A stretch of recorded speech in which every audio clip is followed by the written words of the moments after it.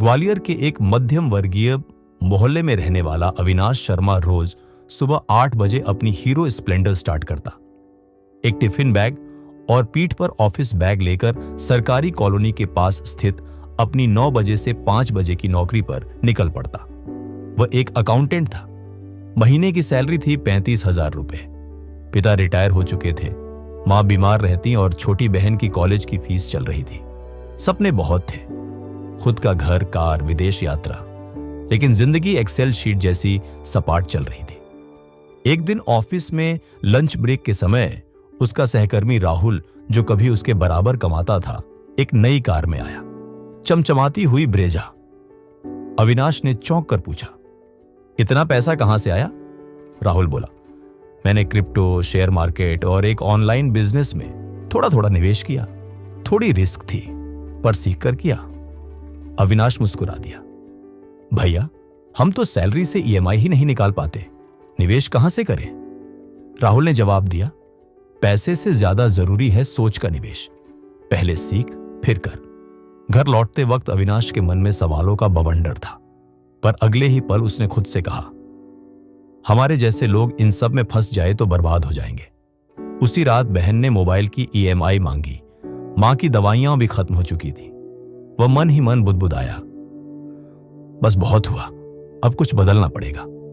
अगले रविवार राहुल उसे एक फाइनेंशियल लिटरेसी सेमिनार में ले गया। वहां एक वक्ता ने कहा, अगर आप हर महीने नेटफ्लिक्स और स्विगी पर 1,000 रुपए खर्च कर सकते हो तो एसआईपी या किसी स्किल पर भी 1,000 रुपए निवेश कर सकते हो। वक्ता की बातें अविनाश के सीने में तीर बनकर लगी। पहली बार उसने जाना, पैसे की कमी नहीं, सोच की कमी है। अविनाश ने तय किया, हर महीने की बचत से 2,000 रुपये 2 हिस्सों में लगाएगा। 1,000 रुपये शेयर मार्केट सीखने वाले कोर्स पर, 1,000 रुपये एसआईपी म्यूचुअल फंड में निवेश पर। शुरुआत में उसे डर लगा, कभी ग्राफ गिरते तो रात को नींद नहीं आती, लेकिन उसने धैर्य नहीं छोड़ा। समय बीतता गया। 1 साल में उसने खुद को बदला।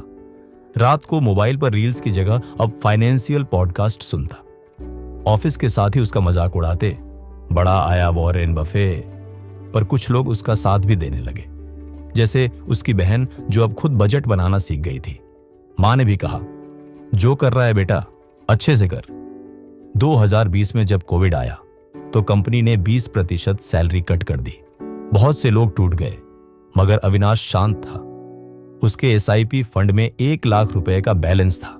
शेयर मार्केट से उसने 25,000 रुपए कमाया था। समझदारी से घर की जरूरतें चल गईं। यही नहीं, उसने फ्रीलांस अकाउंटिंग सर्विस भी शुरू की। लॉकडाउन में छोटे दुकानदारों का जीएसटी और फाइलिंग करना। 2022 तक उसकी फ्रीलांस कमाई 30,000 रुपये महीना हो चुकी थी। अब वह एक फाइनेंशियल ब्लॉग भी लिखता, जिससे साइड इनकम आने लगी। अगले साल उसने ईएमआई पर नहीं, बल्कि पूरी पेमेंट पर स्कूटी ली। मां के इलाज के लिए अच्छा हॉस्पिटल चुना। बहन की पढ़ाई के लिए एक लैपटॉप गिफ्ट किया। उसकी जिंदगी बदल गई थी, सिर्फ पैसे से नहीं, आत्मविश्वास से। अब वह वही काम करता, पर अपने टर्म्स पर। ऑफिस के लोग अब उससे सलाह लेते। 2024 में उसने एक ऑनलाइन फाइनेंशियल कोचिंग कोर्स शुरू किया। पहले महीने ही 100 लोगों ने एनरोल किया। वो अब भी ग्वालियर में ही रहता, उसी मोहल्ले में, पर अब उसे लोग गुरुजी कहते। अविनाश अब दूसरों को यही सिखाता, हमारी समस्या ये नहीं कि हम गरीब हैं, समस्या ये है कि हम अपनी सोच को अमीर बनाना नहीं सीखते।